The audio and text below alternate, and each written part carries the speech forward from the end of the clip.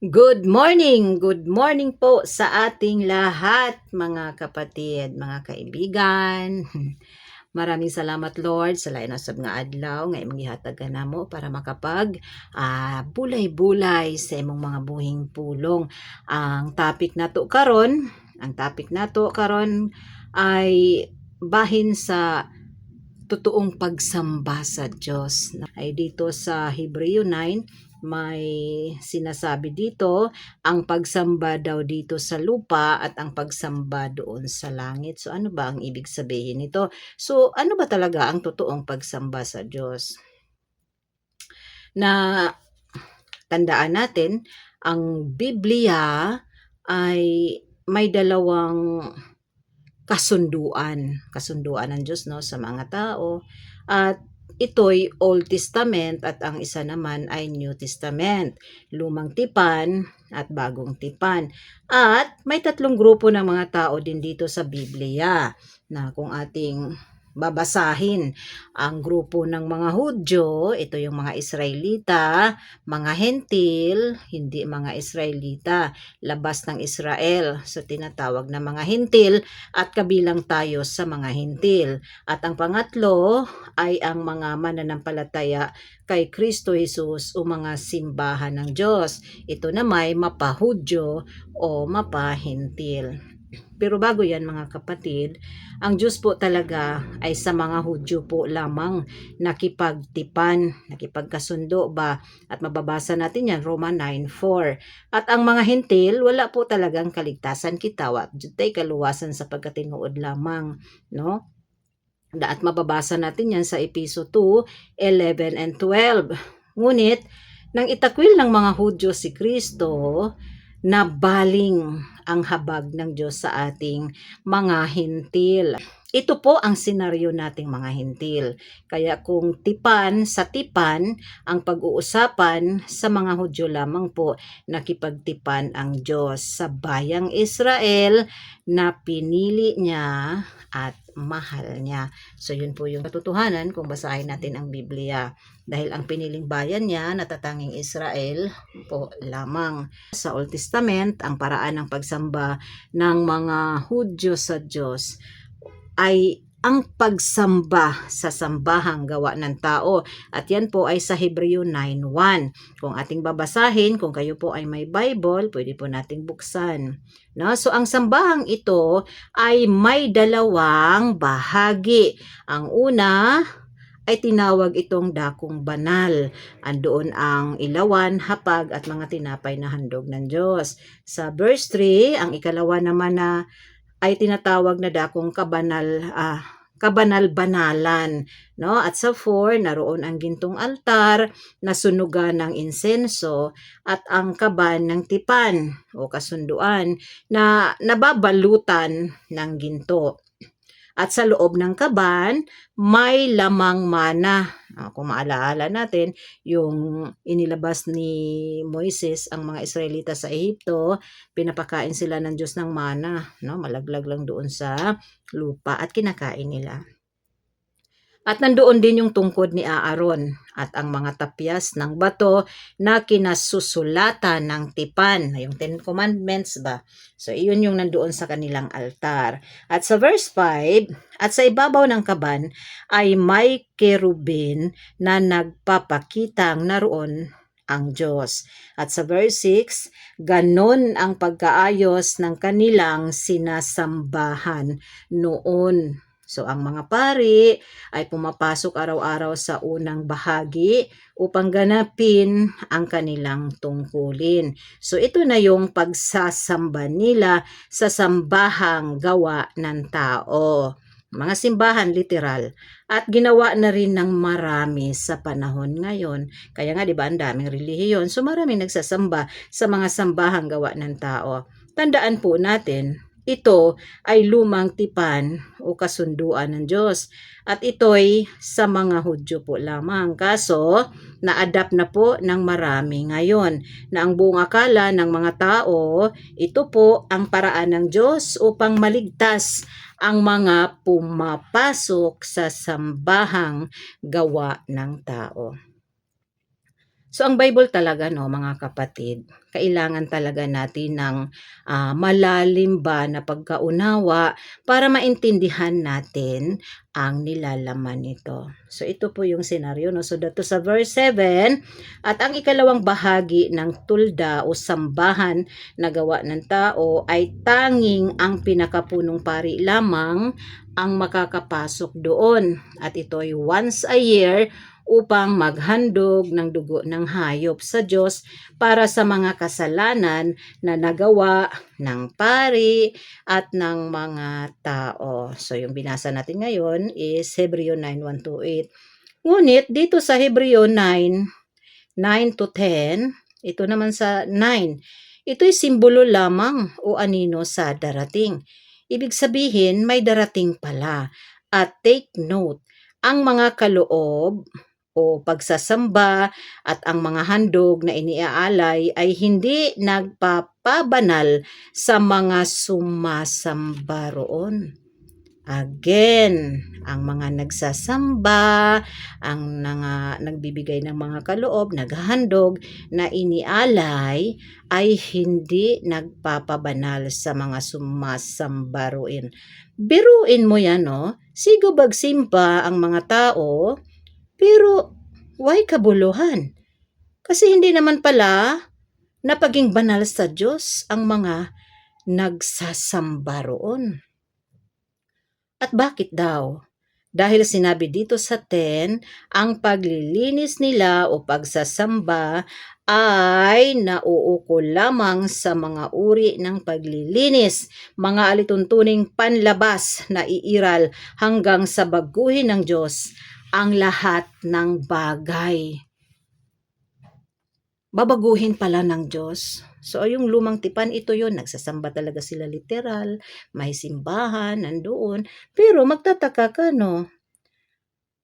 Hindi nagpapabanal sa mga sumasamba doon ang lahat ng mga pumupunta sa mga sambahan na gawa ng tao. Isa pang verse, Hebreo 10:1-4.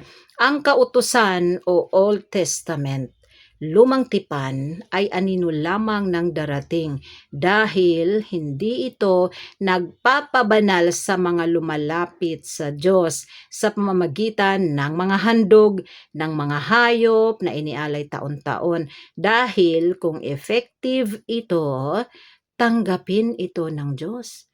Wala na sana silang alalahanin pa at hindi na sila kailangang mag-alay pang muli. Biruin mo yan, no? Tama naman kasi kung talagang accepted yun sa Diyos ang kanilang paghahandog, di na dapat maghandog pang muli. Dito sa verse 3 ang masaklap. Sabi dito, no, ngunit ang mga alay na ito pa nga ang nagpapagunita sa mga tao ng kanilang mga kasalanan taon-taon. So hindi talaga mawala sa tao ang kasalanan. Walang kaligtasan. Biruin mo. At sa 4, sapagkat ang dugo ng mga kambing at toro ay hindi nakakapawi ng mga kasalanan sa pamamagitan ng paghahandog nito sa mga sambahang gawa ng tao. Walang kabanalan, walang kapatawaran, hindi napapawi ang mga kasalanan. May isa pang verse, no, sa Hebreo 10:11.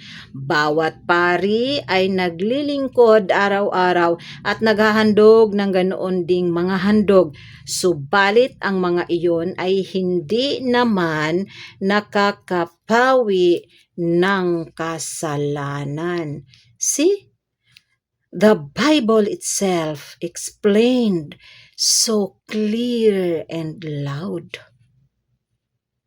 Ito po yung kalagayan ng tao, bagsak. Wala ni isa na papasa sa pamantayan ng Diyos. Wala ni isa na papasa sa standard ng Diyos. Kahabag-habag po ang kalagayan ng tao. Ito po ang pagsasamba ng tao dito sa lupa. Bagsak sa mata ng Diyos. Wala ni isang dugo ng hayop ang makakapawi sa mga kasalanan. Any form na paghahandog, any form na pagsasamba, hindi pasado sa mata ng Diyos. Dahil walang anumang gawa ng tao ang ikaliligtas at ikakapawi ng mga kasalanan. Thank you, Lord Jesus. Ito po, no, pagbulay-bulayan natin. Samba, pero wala naman useless, no? Kasi hindi naman pala yun kalugod-lugod sa Diyos. Pero kahit ganun pa man ang nangyayari, ganun pa man ang bagsak na kalagayan ng tao, mahal tayo ng Diyos. Ganun pa man sa bagsak na kalagayan ng tao, iniibig pa rin ng Diyos ang sanlibutan. Kaya ibinigay niya ang kanyang bugtong na anak. Juan 3:16. Gayon na lamang ang pag-ibig ng Diyos sa sanlibutan. Kaya ibinigay niya ang kanyang bugtong na anak upang ang sinumang sumasampalataya sa kanya ay hindi mapapahamak, kundi magkaroon ng buhay na walang hanggan. Amen? Hindi ba tayo magalak? Kaya may Kristo na ibinigay ang Diyos sa sanlibutan. Dahil ang tao walang kakayahan na magsamba sa Diyos. Ganun kabuti ang Diyos sa atin. Kaya dito sa Hebreo 9:5-10, nang si Kristo'y naparito sa daigdig, sinabi niya sa Diyos, ang mga pang-alay, pati mga handog at ang mga hayop na handang sunugin, hindi mo na ibig. Hindi mo kinalugdan ang mga handog na sinusunog at ang mga handog o pagsasamba upang pawiin ang kasalanan. Kaya't inihanda mo ang aking katawan upang maging handog. Hindi gusto ng Diyos ang mga ginagawa ng tao pagsasamba. Hindi nalulugod ang Diyos. Kaya nandyan si Kristo, ibinigay niya, inihanda niya ang katawan ni Kristo upang maging handog sa sanlibutan, upang maging handog sa kasalanan bilang kapatawaran. 7. Kaya't sinabi ni Jesus, ako'y narito o Diyos upang sundin ang iyong kalooban. Amen? Hindi ba natin maitanong ano ba ang kalooban ng Diyos para kay Jesus? Ang kalooban ng Diyos para kay Kristo Jesus ay ang ihandog ang kanyang buhay para sa kapatawaran, kaligtasan ng mga tao sa buong sanlibutan. Amen. 8. At sinabi pa niya, hindi mo ninais o kinalugdan ang mga alay at handog ng hayop, mga handog na susunugin at mga handog dahil sa kasalanan. Sa 9, kaya sinabi ni Jesus, ako'y narito upang sundin ang iyong kalooban. Amen. Maraming salamat, Lord Jesus, talaga. Thank you, Lord. Thank you, Lord Jesus. Sa ganitong paraan, no?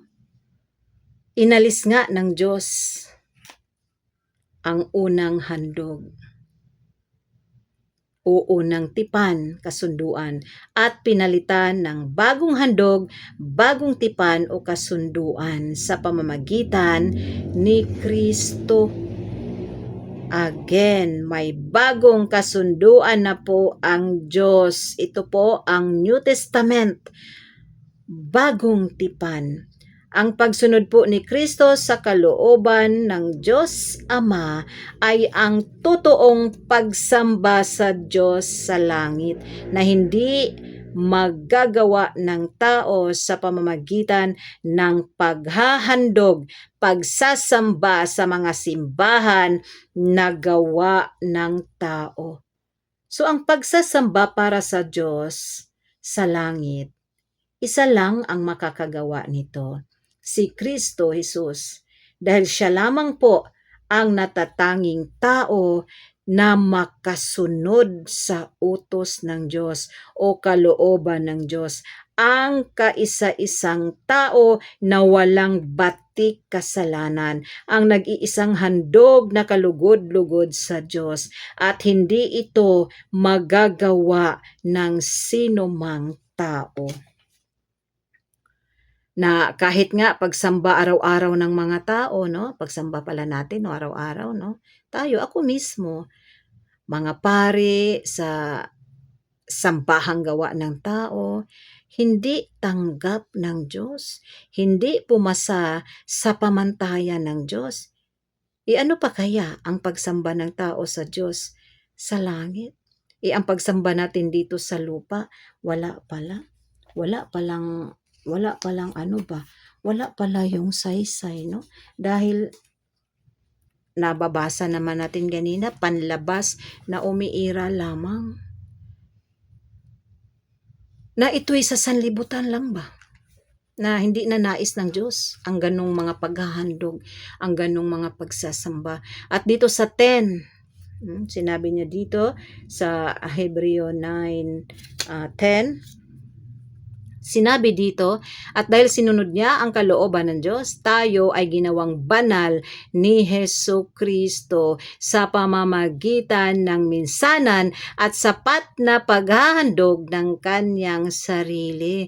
Ang pagsasamba sa mga simbahang gawa ng tao ay hindi nagpapabanal ng sinuman, kundi mula kay Kristo po ang kabanalan. Amen. Thank you, Lord Jesus. Mula kay Kristo po ang ating kabanalan. Hindi po sa ating gawa, hindi po sa ating pagsasamba araw-araw. Kung yun ang tingin natin, andoon ang kaligtasan, kabanalan. Kundi kay Kristo po lamang nagmumula ang ating kabanalan. Hebreo 10:14. Sa makatuwid, sa pamamagitan lamang ng isang paghahandog ay kanyang ginawang ganap magpakailanman ang mga pinaging banal ng Diyos. At sino itong pinaging banal ng Diyos? Ang mga sumasampalataya kay Kristo Jesus, mapahudyo man o mapahentil. At ito po ang bagong tipan ng Diyos sa atin. Ito'y sa pamamagitan ng gawa ni Kristo. So sa Old Testament, performance ng tao, sumunod sa utos, sa pamamagitan ng gawa talaga para maligtas, magsamba, maghandog ng mga hayop o ano pa mang handog. Ngunit ang lahat ng yaon ay hindi nagpapabanal sa tao, hindi nakakapawi ng mga kasalanan. In short, walang kaligtasan. Nababasa natin yan kanina, Hebreo 10:5-10. Hindi kinalulugdan ng Diyos ang ganung mga pag-aalay. Hindi pumasa sa pamantayan ng Diyos ang gawa ng mga tao. Hindi pumasa sa standard ng Diyos paghahandog at pagsasamba ng mga tao sa sambahang gawa din ng tao. Ibig sabihin, ang unang kasunduan or Old Testament ng Diyos sa tao ay bagsak, walang pumasa dahil sa likas na kasalanan natin ba? Makasalanan kasi tayo, kanang jud as in. Makasalanan, namanan natin ni Adan. Kaya binago ng Diyos ang lahat at gumawa ng panibagong kasunduan o bagong tipan o New Testament at ang handog dito ay si Kristo Jesus mismo. So ito na yung bagong tipan, hindi natin gawa, kundi si Kristo na Diyod. Giduphan na tanan natong mga kinabuhing makasalanan, si Kristo na. Gialay na si Kristo ba para ang tanang tao sa kalibutan makaangkon og mao nga kaluwasan. At sa bagong tipan na ito, si Kristo na po ang gumawa para masunod ang kautusan, magsamba sa Diyos at maghandog. At ang handog na ito, si Kristo mismo. Again, ang bagong tipan na ito, si Kristo po ang gumagawa para masunod ang kautusan na hindi kayang sundin ng tao. Magsamba sa Diyos at maghandog. At ang handog na ito, si Kristo mismo. Kaya dito sa Hebreo 9:11, ngunit dumating na si Kristo, ang pinakapunong pari ng mabubuting bagay na narito na. At siya'y naglilingkod doon sa sambahan higit na dakila, walang katulad at hindi ginawa ng tao. Ang sambahang ito ay hindi dito sa sanlibutang ito. Thank you, Lord Jesus. Ito'y sa pagsasamba ni Kristo sa Diyos sa langit sa pamamagitan ng pagsunod ng kautusan dahil wala ni isang tao ang makasunod nito dito sa lupa. At ang tanging makagawa lamang nito ay si Kristo para sa atin. Ang pagsasamba sa Diyos o pagsunod sa kautusan, ang paghahandog ng kanyang sariling dugo sa krus ng Kalbaryo. Kaya dito sa Hebreo 9:12, minsan lamang pumasok si Kristo sa dakong kabanal-banalan at iyo'y sapat na, hindi dugo ng mga kambing at guya ang kanyang inihandog, kundi ang kanyang sariling dugo para mapatawad tayo sa ating mga kasalanan at ito'y magpakailanman. Amen. So inalay ni Kristo ang kanyang buhay, inihandog niya para mapatawad tayo sa ating mga kasalanan magpakailanman. Ang gawa lamang ni Kristo, ang gawa na inalay niya ang kanyang buhay, nagpapako sa krus hanggang namatay, yun lamang po ang kapatawaran ng ating mga kasalanan, ang kanyang dugo na nabubo doon sa krus. Si Kristo lamang po ang natatanging handog na tanggap ng Diyos at ito'y sapat na at hindi po ang ating pagsamba-samba sa mga simbahan na gawa ng tao. Ito po'y nasa banal na aklat. Kaya napakahalaga po talaga na magbasa talaga tayo ng Bible. Ang Bible po ang magtuturo sa atin ng totoong kaligtasan. Ang lahat ng nabasa natin dito ngayon, pwede ninyong tingnan sa inyong mga Bible, sa inyong mga sariling mga tahanan at magbulay-bulay. Ito po'y nakasulat sa banal na aklat. Ito po ang katotohanan. Wala tayong kakayahan upang sambahin ang Diyos sa pamamagitan ng ating mga gawa, sa pamamagitan ng ating pagsamba sa mga sambahan na gawa ng tao. Hebreo 9:1 to 8. At marami pang mga verses dito sa Hebreo 10. Kaya yung Hebreo 9 and 10, ratsadahin ragod na natog basa, anha jud nato diha masabtano. Kahit husugdan nato sa uno ba? Kasi ito yung na-adapt natin no? Kasi wala nga tayong alam. No, ngayon, binigyan tayo ng kaalam ng Diyos para atin itong mauunawaan. Kaya dito sa Hebreo 9:14-15, higit ang nagagawa ng dugo ni Kristo. Amen. Sa pamagitan ng walang hanggang espiritu, inialay niya sa Diyos ang kanyang sarili bilang handog na walang kapintasan. Ang kanyang dugo ang lumilinis sa ating puso't isipan sa mga gawaing walang kabuluhan upang tayo'y makapaglingkod sa Diyos na buhay. Si Kristo po. Si Kristo, natatanging kay Kristo po nagmumula ang lahat upang makapaglingkod tayo sa Diyos na buhay, na ang ating pagsasamba ay sa pamamagitan ni Kristo Jesus. Si Kristo po talaga, andyan man talaga yan, 1:14, 6, si Jesus ang daan ng katotohanan at ang buhay. Walang makapunta sa Ama kundi sa pamamagitan niya. Ang linaw po. Wala na pong ibang daan. Tanging si Jesus, hindi po ang sino-sino man na atong gituuhan, na maoy agianan sa atong kaluwasan, dili po. Kung dili na si Kristo, na di jud na mao. Kaya sa 15, Kaya nga si Kristo ang tagapamagitan ng bagong kasunduan. Amen. So ito palang verse na ito, napakalinaw. Si Kristo ang tagapamagitan. Wala namang ibang pangalan ditong nabanggit. No? Sa pamamagitan ng kanyang kamatayan, ipinatawad ang paglabag ng mga tao noong sila'y nasa ilalim pa ng naunang kasunduan. So lahat, pag may Kristo talaga, papas juning atong mga kasalanan, no? Dito si Kristo lang ang tagapamagitan kasi nga ako nga dati nga ako sa Katoliko, no, na marami kasing mga mga gipang ampu-ampuan, no. So dito napakalinaw, tanging si Kristo ang tagapamagitan ng bagong kasunduan, no, ang nag-iisang taong walang batikapintasan.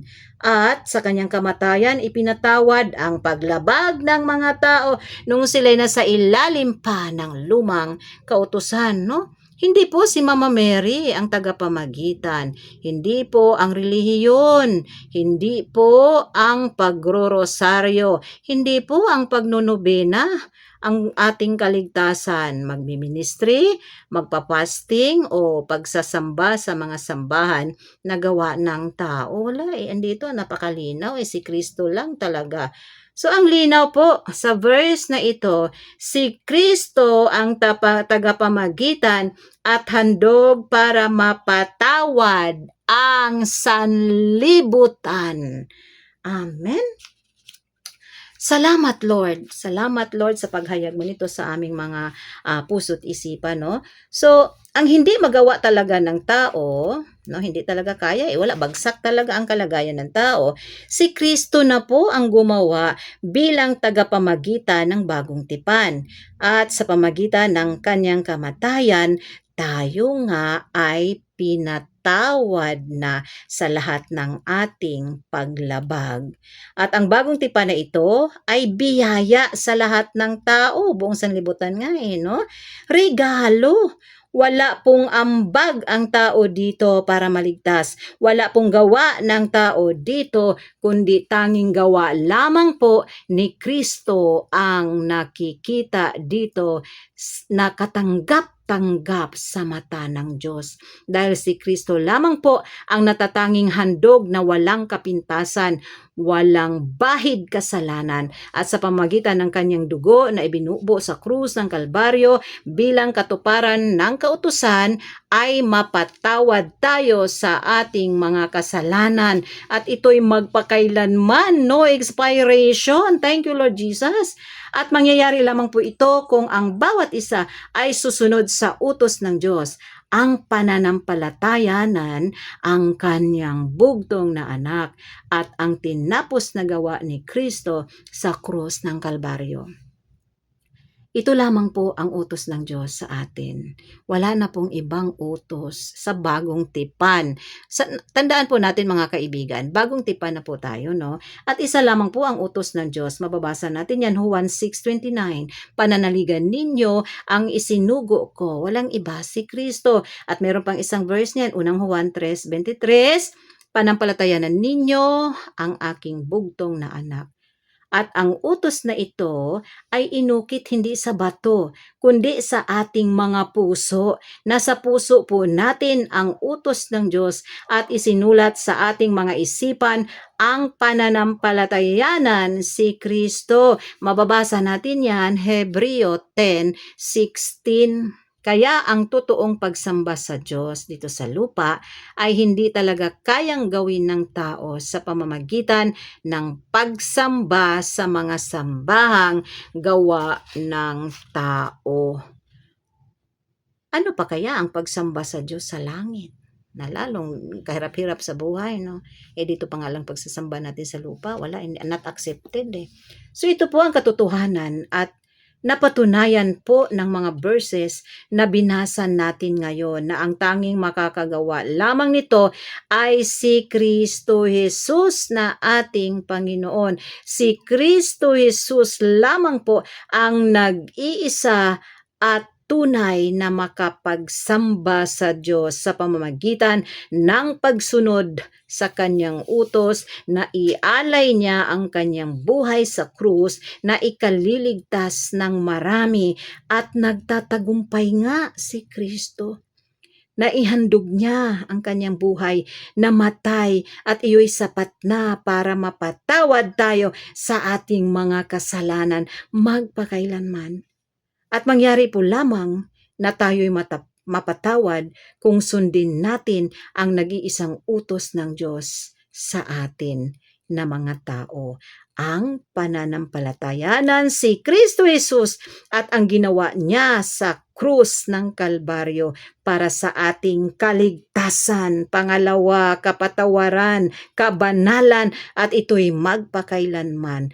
At kung tayo nga ay tapat sa pananampalataya kay Kristo, tayo nga ay nagsamba na sa Diyos 24/7 at nalulugod na ang Diyos sa atin. Mababasa natin yan, Roma 12:1. Kaya nga mga kapatid, alang-alang sa masaganang habag ng Diyos sa atin, ialay ninyo ang inyong sarili bilang handog na buhay, banal at kalugod-lugod sa Kanya. Ito ang karapat-dapat na pagsamba ninyo sa Diyos. Amen?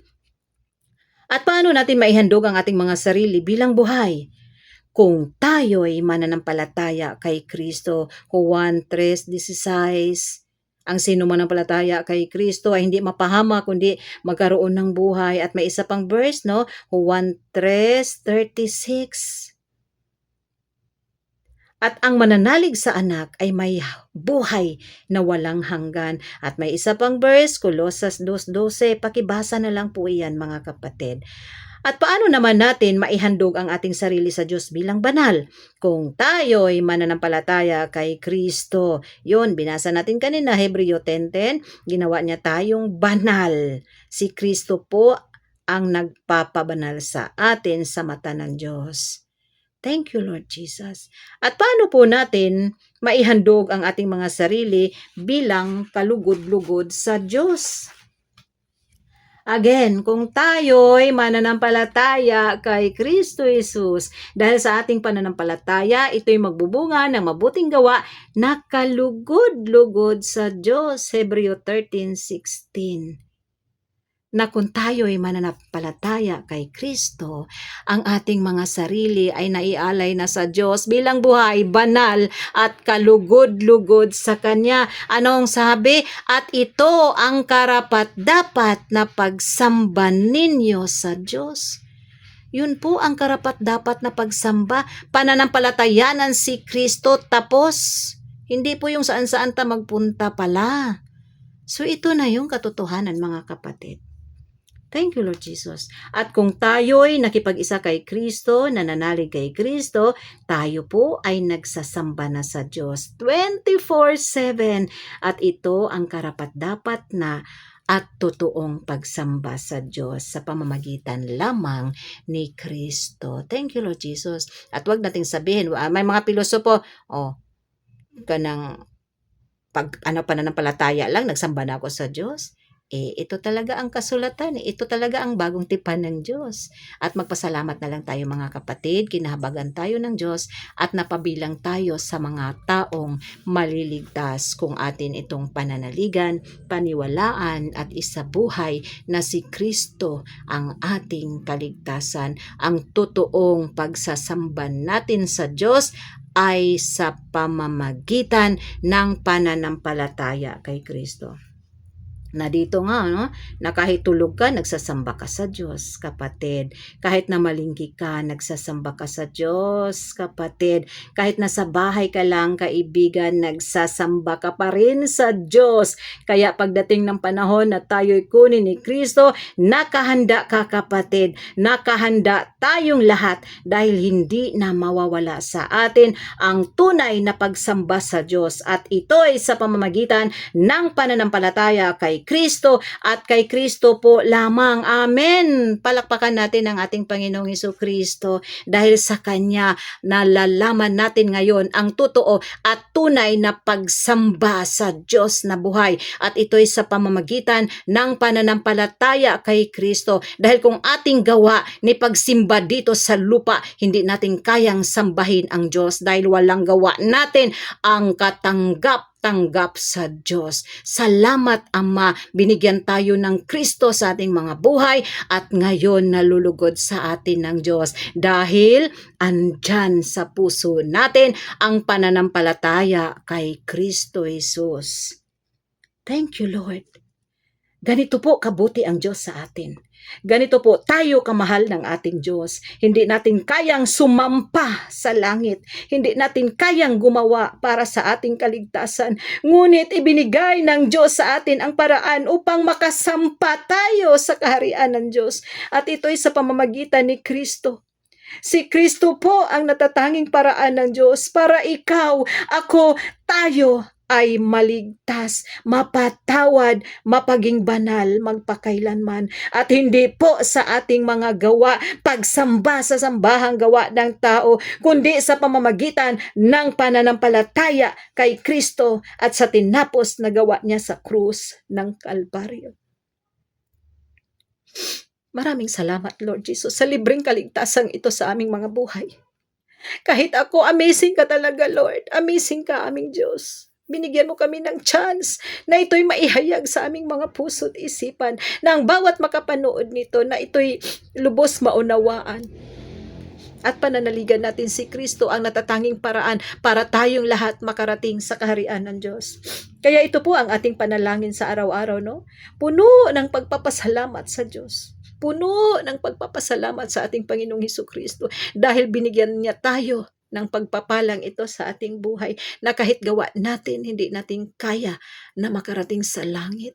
Ngunit ang gawa ni Kristo ang karapat-dapat at katanggap-tanggap ng Diyos. Kaya kung tayo'y aangkas sa tinapos ni Kristo, tayo'y mananampalataya kay Kristo, makasampat tayong lahat sa langit dahil lahat nakaangko na sa maong kaluwasan at naghihintay ang buhay na walang hanggan. Salamat, Lord Jesus. Tayo po'y manalangin, mga kapatid. Sundan niyo po ako, mga kaibigan, mga kapatid ko dito sa Facebook.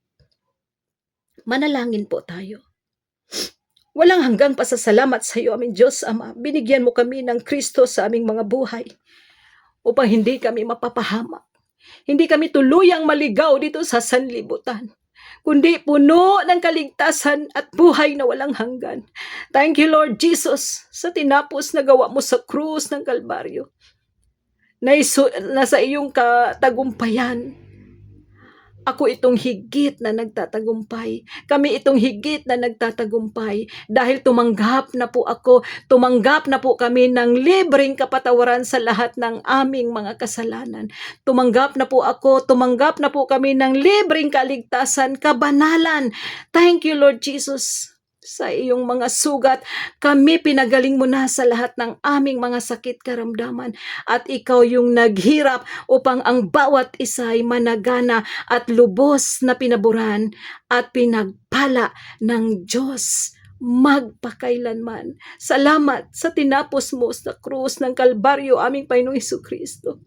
Salamat, niloob mong ito'y aming maunawaan, maisabuhay, at salamat, binuksan mo ang aming mga puso't isipan at inactivate mo ang aming pananampalataya at ito'y walang pag-aalinlangan. Salamat, Ama, binigyan mo kami ng Kristo para sa aming kaluwasan. Salamat na habang nandito kami sa lupa, puno ng pagpapala buhat sa iyo. Salamat, Lord, binigyan mo kami ng patnubay ang banal na Espiritu upang hindi kami maligaw ng landas hanggang sa kami kunin mo at ipanhik sa tahanang inihanda mo na kanamong tanan diha sa bahay ng Ama sa langit. Salamat, aming Diyos Ama, sa pamamagitan mo, aming Panginoong Hesukristo, mula noon, ngayon, magpakailanman. Amen. Thank you, Lord Jesus. Salamat, Lord. Salamat. Salamat, mga kapatid, sa pagsabay sa panalangin. Yun po ang lagi nating banggitin sa ating mga panalangin. Naligtas ka, naligtas ako, naligtas tayo dahil kay Kristo. Yun po ang purpose bakit may Kristo na ibinigay ang Diyos sa sanlibutan. Dahil kung patuloy tayong tutungo saan-saang simbahan, pinagmalakihan natin ang Diyos at tinakwil natin ang gawa ni Kristo. Walang kaibahan ng sino man sa mga Hudyo kung ito'y itakwil ang tinapos na gawa ni Kristo. Maraming salamat kapatid. Pasensya na kayo mga kapatid. Masaya lang talaga yung puso ko na ito'y lubos maintindihan ng lahat. Salamat, salamat. Salamat sa inyong lahat na nakapanood nito. Ako, tao sa puso ko nagpapasalamat. Kulang pa ang pagpasalamat na ibigay ko sa Diyos. Sa biyayang ito ng kaligtasan na hindi ko pala kayang gumawa para ako malangit. Hindi ko kaya. Walang gawa natin mga kapatid ang ikaliligtas natin. Na sa tingin mo dyan ka maligtas, wala po dyan. Kundi kay Kristo at kay Kristo po lamang. At sa ating pananampalataya, tayo'y totoong nagsasamba sa Diyos dito sa lupa at sa langit. Thank you Lord Jesus. Salamat Lord Jesus. Salamat Lord. Kaya maraming salamat mga kapatid sa pakikinig, no? Salamat. Lagi nating banggitin sa ating pasalamat si Kristo Jesus na ibinigay sa atin ng Diyos Ama para sa kaligtasan nating ito sa ating mga buhay. Kaya lagi nating pasalamatan, papurihan ang ating Diyos sa pamamagitan ni Kristo Jesus na ating Panginoon magpakailanman. Amen! Thank you, Lord Jesus!